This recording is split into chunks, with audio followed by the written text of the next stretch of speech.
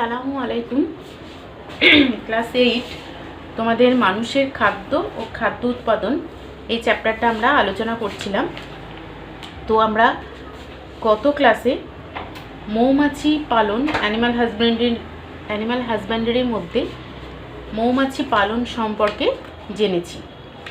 তো আজকে আমরা অন্য আরেকটি চাষ সম্পর্কে জানব, সেটা হচ্ছে মাছ।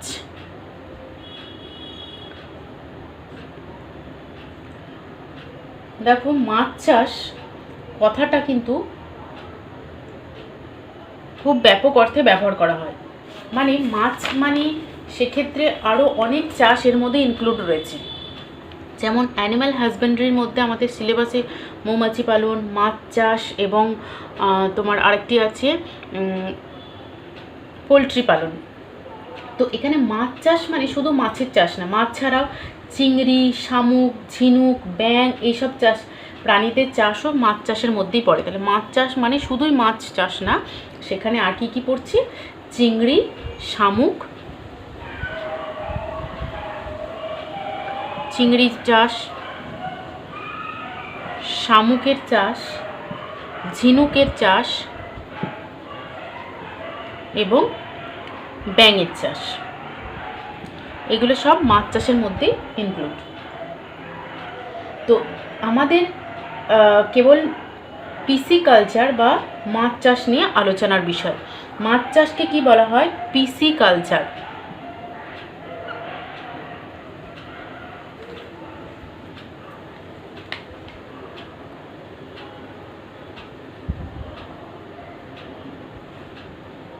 পিসিকালচার।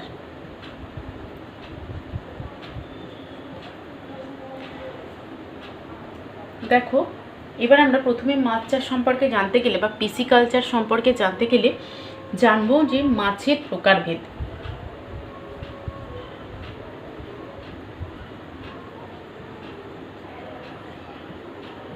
মাছের প্রকারভেদ সম্পর্কে জানবো। দেখো, মাছকে আমরা সাধারণত তাদের উৎপাদনের ব্যবস্থা অনুযায়ী দুই ভাগে ভাগ করি। তাহলে মাছের অনেক রকম ভাগ আছে।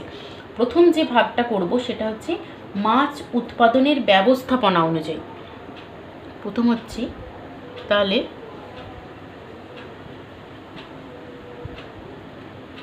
মাছ চাষকে আমরা দুটো ভাগে ভাগ করব। কিসের ভিত্তিতে? না,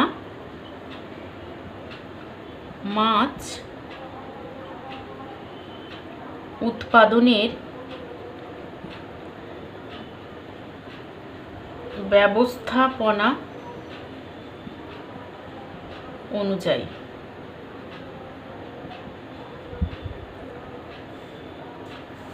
দুটো ভাগে ভাগ করতে পারি। কি কি? একটা হচ্ছে সংগ্রহ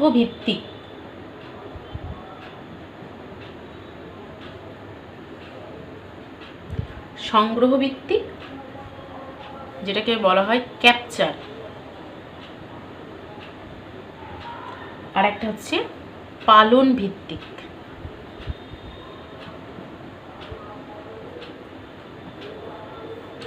যেটা নাম হচ্ছে কালচার। দেখো, বায়োলজিতেই কোনো কিছু পালন করাকে কালচার করা বলা হয়, ওই জন্য পালন ভিত্তিকটাকে বলা হচ্ছে কালচার।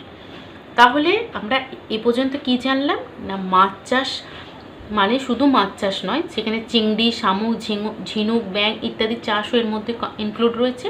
আর শুধু মাছ চাষকে বলা হচ্ছে কি? পিসিকালচার। এই পিসিকালচার মানে হচ্ছে মাছ চাষ সম্পর্কে জানা, মাছ চাষ। তো মাছ চাষ জানতে গেলে আমাদের মাছের বিভিন্ন প্রকারভেদগুলো জানতে হবে। প্রথম যে প্রকারভেদটা আমরা জানছি সেটা কি অনুযায়ী জানছি? মাছ উৎপাদনের ব্যবস্থাপনা অনুযায়ী মাছকে আমরা দুটো ভাগে ভাগ করতে পারছি। একটা হচ্ছে সংগ্রহ ভিত্তিক আর একটা হচ্ছে পালন ভিত্তিক। একটাকে বলা হচ্ছে ক্যাপচার, সংগ্রহ করা মানে ক্যাপচার করা, আর একটা কোনো কিছুকে লালন পালন করা মানে বায়োলজি ভাষা তাকে বলা হয় কালচার করা। ঠিক আছে? দেখো সংগ্রহ ভিত্তিক মাছ চাষ কোনগুলো না, দেখো নদ নদী এবং অনেক জলাশয় থেকে মাছ পালন করা সম্ভব হয় না, বড় বড় যে জলাশয়। আর নদ নদীতে কেউ তো মাছ চাষ করতে পারবে না, বিরাট বড় নদী, অনেক বড় জলাশয়, বিশাল তার আয়তন, সেখানে মাছ চাষ করা সম্ভব নয়। তো তাই নদ নদী ও বিশাল জলাশয়গুলোতে কেবল মাছ ধরা হয়, মানে মাছকে সংগ্রহ করা হয়। এই ধরনের মাছ যে পাওয়ার যে ব্যবস্থাপনা, সেটাকে বলা হচ্ছে সংগ্রহ ভিত্তিক মাছের উৎপাদন। তাহলে সংগ্রহ ভিত্তিক মাছ উৎপাদন কাকে বলবো না, যে পদ্ধতিতে মাছ চাষ করা হয় না কিন্তু মাছকে নদ নদী, বড় বড় জলাশয় ইত্যাদি জায়গা থেকে কেবল সংগ্রহ করা হয়, তাকেই বলা হচ্ছে সংগ্রহ ভিত্তিক মাছ চাষ। হলো। এবার হচ্ছে পালন ভিত্তিক। পালন করা মানে সেটাকে কি করব, আমরা পালন করব, অর্থাৎ ছোট ছোট পুকুর, খাল, বিল, ডোবা, ভেরি এই সমস্ত জলাশয়ে মাছেদের চারা ছাড়া হয় এবং নিয়মিত সেখানে সার প্রয়োগ, খাদ্য সরবরাহ। সার প্রয়োগ মানে মাছেদের যে সমস্ত উৎপাদন বাড়ানোর জন্য যে সার লাগে সেই সার প্রয়োগ করতে হয়, তাদের খাদ্য সরবরাহ করতে হয়। এছাড়াও মাছেদের যাতে কোনো রকম রোগ না হয় সেই রোগ নিয়ন্ত্রণ এবং অন্যান্য পরিচর্যার মাধ্যমে মাছের উৎপাদন বৃদ্ধির যে চেষ্টা করা হচ্ছে তাকে বলা হচ্ছে পালন ভিত্তিক। মানে দেখো, কোনো কাউকে লালন পালন করা মানে তার সমস্ত দায়িত্ব নেওয়া। এখানে কি হচ্ছে, তার মানে এটা ছোট পুকুর, খাল, বিল এই সমস্ত জায়গায়, খাল, বিল, তারপরে কি আছে না বিভিন্ন যে ডোবা, ভেরি এই সমস্ত জায়গায়, আর এটা একটু লিখে রাখি, এটা হচ্ছে নদ নদী ও বড় জলাশয়। ঠিক আছে, তো তাহলে পালন ভিত্তিক মাছ চাষ কাকে বলবো না, যে মাছ চাষ পদ্ধতিতে মাছকে পুকুর, খাল, বিল, ডোবা, ভেরি ইত্যাদি জায়গায় তাদের চারা ছাড়া হয় এবং তাদের উৎপাদন বৃদ্ধির জন্য খাদ্য, সার এবং তাদের রোগ নিয়ন্ত্রণ ও অন্যান্য পরিচর্যার ব্যবস্থাপনা করা হয়, সেই ধরনের মাছ চাষকে বলা হচ্ছে পালন ভিত্তিক মাছ চাষ। তাহলে সংগ্রহ ভিত্তিক মাছ চাষ, পালন ভিত্তিক মাছ চাষের মধ্যে কী ডিফারেন্স এবং কাকে বলে সেটা ক্লিয়ার হয়েছে? ঠিক আছে, এবার আমরা মাছ চাষের আরও কিছু পদ্ধতি মানে ভাগ সম্পর্কে, প্রকারভেদ সম্পর্কে জানবো। সেটা হচ্ছে মাছ উৎপাদনের ক্ষেত্র অনুযায়ী মাছকে আবার দুই ভাগে ভাগ করা যায়, মাছ উৎপাদনের ক্ষেত্র অনুযায়ী। তাহলে এখানে আমরা মাছ চাষকে ভাগ করি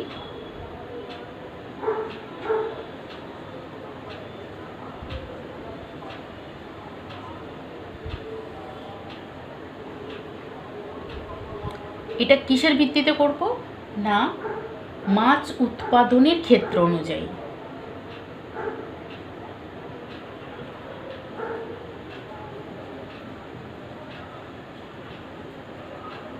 উৎপাদনের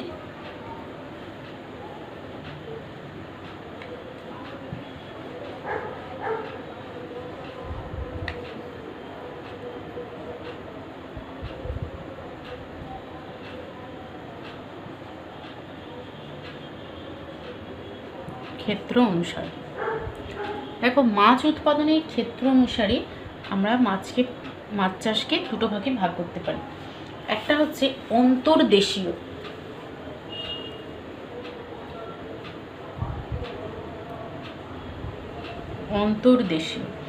অন্তর্দেশীয় কথাটার মধ্যেই বুঝতে পারছো এটা কি বলবো, খুব মানে ছোট জায়গার কথা বলা হচ্ছে, তাই না? সেটাকে বলা হবে অন্তর্দেশীয়কে ইনল্যান্ড বলা হচ্ছে, অন্তর্দেশীয়। আর একটা হচ্ছে সামুদ্রিক। সামুদ্রিক মানে বুঝতেই পারছো মেরাইন। তাহলে মাছ উৎপাদনের ক্ষেত্র অনুযায়ী মাছ কোথায় উৎপাদন হচ্ছে এটা ব্যবস্থাপনা ছিল, এটা ছিল কিভাবে ব্যবস্থাপনা, আর এটা হচ্ছে উৎপাদনের ক্ষেত্র, কোথায় উৎপাদন হচ্ছে সেই ক্ষেত্র অনুযায়ী। দুটো ভাগে, একটা অন্তর্দেশীয় আর একটা হচ্ছে সামুদ্রিক, একটা হচ্ছে ইনল্যান্ড, একটা মেরাইন। তো ইনল্যান্ডকে আমরা আবার দুটো ভাগে ভাগ করছি। একটা হচ্ছে স্বাদু বা মিঠে জল,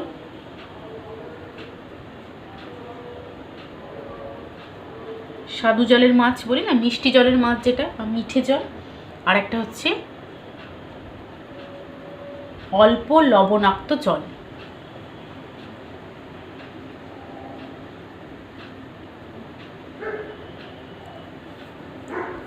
দেখো, স্বাদু জলকে আমরা কি বলবো ইংরেজিতে? Fresh water.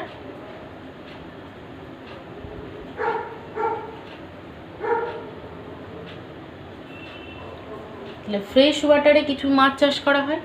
আর অল্প লবণাক্ত জল, ব্রাকিশ ওয়াটার।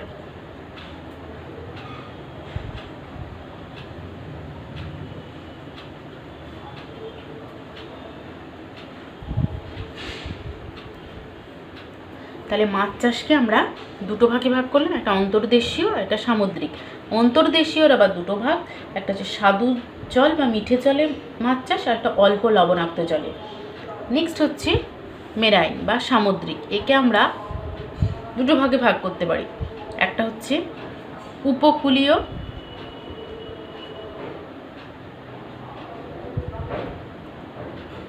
কোস্টাল,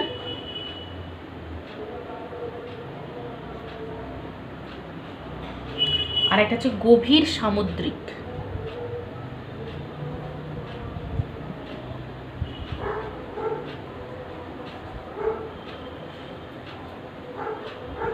গভীর সামুদ্রিক, ডিপ সি যেটা। এদিকটা একটু মুছছি, ডিপ সি। দেখো, পরীক্ষার সময় কিন্তু তোমাদের মাছ চাষের প্রকারভেদ আসতে পারে, কিন্তু সেখানে অবশ্যই তোমাদের বলে দেওয়া হবে কিসের ভিত্তিতে, সেই ভিত্তি অনুযায়ী ভাগগুলো করতে হবে। যদি উৎপাদনের ব্যবস্থাপনা অনুযায়ী বলে, উৎপাদনের ক্ষেত্র অনুসারে বলে, সেই অনুযায়ী তোমরা ভাগগুলো করবে। তাহলে উৎপাদনের ক্ষেত্র অনুযায়ী অন্তর্দেশীয় সামুদ্রিক, মিঠে জল, অল্প লবণাক্ত জল। আর সামুদ্রিকটা হচ্ছে উপকূলীয় আর গভীর সমুদ্র। উপকূলগুলোতে যেখান থেকে আমরা মাছ পাই সেগুলো হচ্ছে উপকূলীয় মাছ চাষের ক্ষেত্র। আর উপকূল ছাড়া গভীর সমুদ্রের মাঝখান থেকে যে মাছ সংগ্রহ করা হয় সেটা হচ্ছে গভীর সামুদ্রিক বা ডিপ সি। এখানে আমরা আমাদের সিলেবাস অনুযায়ী শুধুমাত্র স্বাদু জলে পালন ভিত্তিক মাছ চাষ নিয়ে আমাদের আলোচনা রয়েছে। কীরকম আছে না, স্বাদু জলের মাছ এবং সেটা পালন ভিত্তিক, তাই না? আর স্বাদু জল কোনগুলো? স্বাদু জল আমরা পাই কোথায়? ফ্রেশ ওয়াটার বা মিষ্টি জল, মানে হচ্ছে পুকুর, খাল, বিল, ডোবা, নদী, এগুলোই হচ্ছে মিষ্টি জল। তো এই মিষ্টি জলে পালন ভিত্তিক চাষই হচ্ছে আমাদের আলোচনার বিষয়, ঠিক আছে? তো এই মাছ চাষের মানে কিভাবে করা হয় সেটা জানার আগে আমাদের আরও কিছু জেনে নিতে হবে মাছ চাষ সম্পর্কে। সেটা হচ্ছে একটা নতুন টার্ম তোমরা জানবে, সেটা হচ্ছে কার্প। কার্প কাকে বলে? আসলে মিষ্টি জলের মাছদেরকে কার্প বলা হয়। এছাড়া আরও কিছু ক্রাইটেরিয়া আছে, তার ভিত্তিতে মাছকে বলা হচ্ছে কি কার্প। তো সেই কার্প কাকে বলে সেগুলো আমরা জানবো।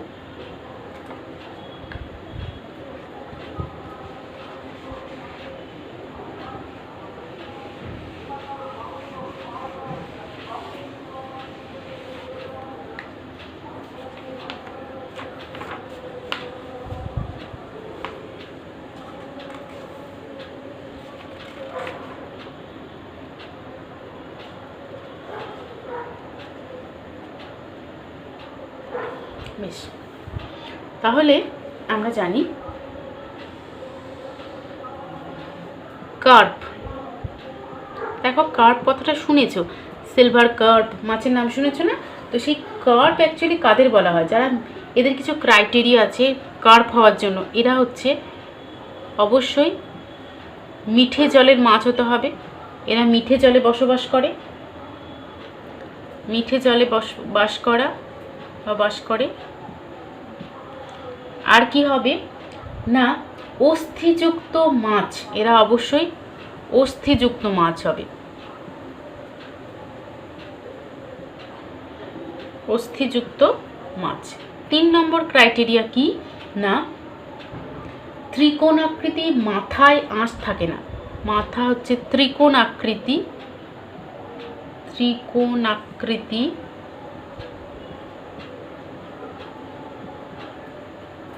মাথায় কি থাকে না, আঁশ থাকে না। নেক্সট ক্রাইটেরিয়া বা নেক্সট বৈশিষ্ট্য কি না, অতিরিক্ত শ্বাসযন্ত্র থাকে না।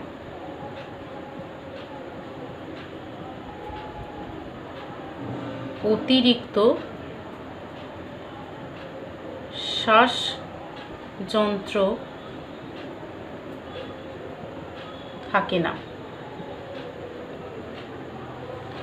অতিরিক্ত শ্বাসযন্ত্র কি একটু বলে দিই। দেখো, যে সমস্ত মাছেরা কোথায় থাকে, জলের মধ্যে থাকে।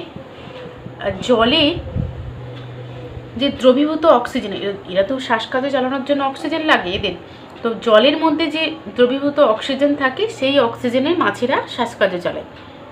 তা এবার মাছকে তুমি জল থেকে যখন ওপরে নিয়ে আসবে, তখন কি হয় না, মাছ ওপরে এলে মারা যায়, জলের বাইরে এলে মারা যায়। কেন মারা যায়? কারণ এরা বাতাসের যে অক্সিজেন, সেই অক্সিজেন এরা নিতে পারে না। কারণ এদের শ্বাসযন্ত্র কি আমাদের মতো ফুসফুস নেই, ফুলকা দিয়ে এরা বাতাস থেকে শ্বাস চালাতে সক্ষম নয়, সেজন্য বাতাসে আনার সাথে সাথে এরা কিছুক্ষণ পরেই মারা যায়। কিন্তু কিছু জিওল প্রকৃতির মাছ আছে, কই, মাগুর, শিঙ্গি, এরা অনেকক্ষণ কিন্তু বাতাসেও বেঁচে থাকে জলের মধ্যে থেকে ওপরে তুললে। কেন কি না, ওদের অতিরিক্ত শ্বাসযন্ত্র থাকে, যে শ্বাসযন্ত্রের সাহায্যে ওরা বাতাস থেকে অক্সিজেন নিয়ে শ্বাসকার্য চালাতে সক্ষম হয়। তো এটাকেই বলা হচ্ছে অতিরিক্ত শ্বাসযন্ত্র। কিন্তু যারা কার্প, তাদের কিন্তু এই অতিরিক্ত শ্বাসযন্ত্র থাকে না।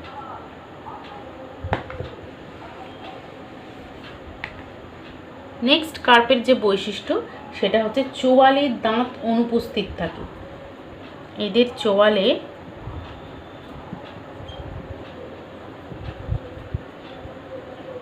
দাঁত অনুপস্থিত মানে থাকে না। লাস্ট বৈশিষ্ট্য হচ্ছে এদের দেহের ভিতরে পটকা থাকে। দেহে পটকা থাকে।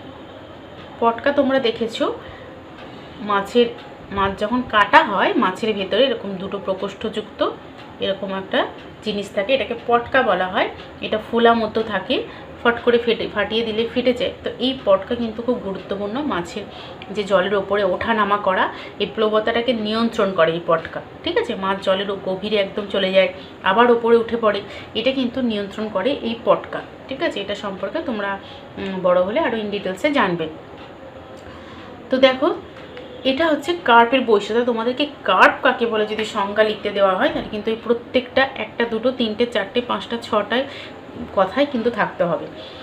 তার কি বলতে হবে না, যে সমস্ত মিঠে জলে বসবাসকারী মাছের, অস্থিযুক্ত মাছের, শুধু মাছে না, অস্থিযুক্ত মাছের ত্রিকোণাকৃতি মাথায় আঁশ থাকে না, অতিরিক্ত শ্বাসযন্ত্র ও চোয়ালের দাঁত অনুপস্থিত, আর দেহের ভেতরে পটকা থাকে, তারাই হলো কার্প।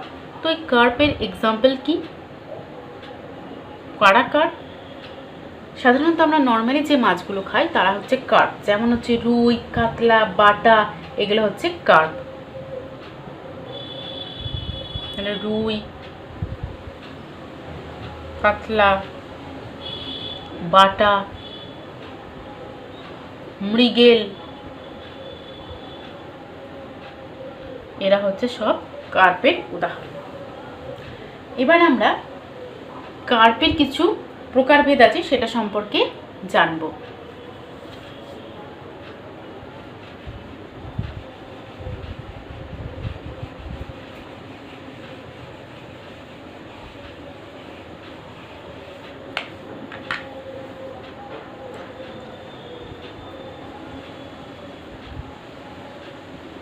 দেখো, কার্পকে দুটো ভাগে ভাগ করা যায়, দেশীয় কার্প আর একটা বহিরাগত কার্প। কার্প দুই প্রকার, একটা হচ্ছে দেশি কার্প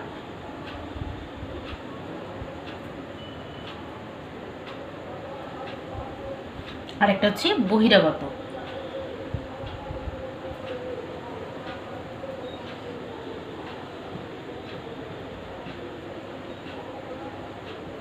বহিরাগত কার্ড। তাহলে এদের ইংরাজি নামগুলো আমরা জানি। এর নাম হচ্ছে ইন্ডিজেনাস।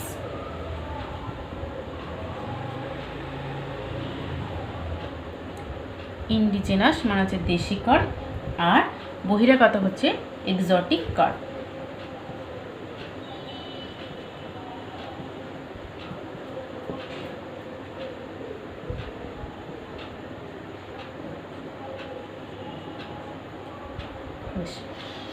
এবার দেখো, দেশীয় যে কার্ড তাদেরকে আবার দুটো ভাগে ভাগ করা হয়। দেশীয় কার্ড দুই প্রকার, একটা হচ্ছে মেজর কার্ড,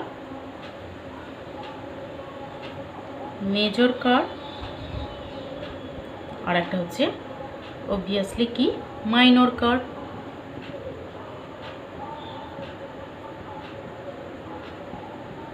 তাহলে আমরা কার্ড দুরকম পেলাম, একটা মেজর কার্ড আর একটা হচ্ছে মাইনর কার্ড। দেখো মেজর কথাটা মানে বুঝতে পারছো, এই কার্ডগুলো হচ্ছে বড় আকারে, বড় ধরনের কার্ড। মাইনর মানে এরা আকারে ছোট। তো এই মেজর কার্ড মাইনর কার্ড কাকে বলে এবং এদের পার্থক্য কিন্তু খুব ইম্পর্টেন্ট, পরীক্ষায় আসে, বা দেশীয় কার্পের সঙ্গে বহিরাগত কার্পের পার্থক্যও আসে। তাহলে মেজর কার্প যারা, তাদের কিছু ক্যারেক্টারিস্টিক আছে, সেগুলো কি সেগুলো আমরা জানব। এরা কি হয়, মেজর মানেই বললাম আকারে বড়, তাহলে এরা কি হয়, এদের আকার অবশ্যই বড় হয়। এরা আকারে বড়, আর এদের বৃদ্ধি খুব তাড়াতাড়ি হয়। এদের বৃদ্ধি তাড়াতাড়ি হয়।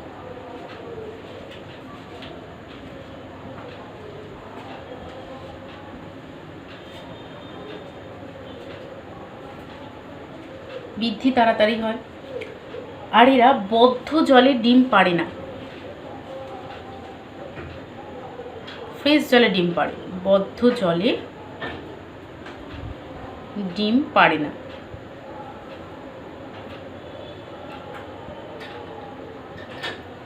আর কি করে না, এদের ব্যবসায়িক দিক থেকে গুরুত্বপূর্ণ, এরা অনেক বেশি এবং এদের চাহিদা বেশি।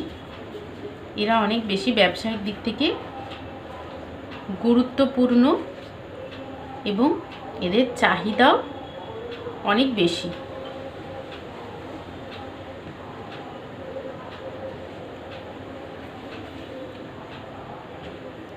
এদের এক্সাম্পল হচ্ছে কোনগুলো, রুই, কাতলা, মৃগেল, কালবো, সেগুলো। তাহলে এক্সাম্পল হচ্ছে একটাই রাখলাম, রুই। মাইনর মানে কি হবে, এর পুরো উল্টোটা হবে। তাহলে কি হবে, এরা আকারে ছোট হবে, এদের বৃদ্ধি কি হবে, তাড়াতাড়ি বাড়ে না, এদের বৃদ্ধি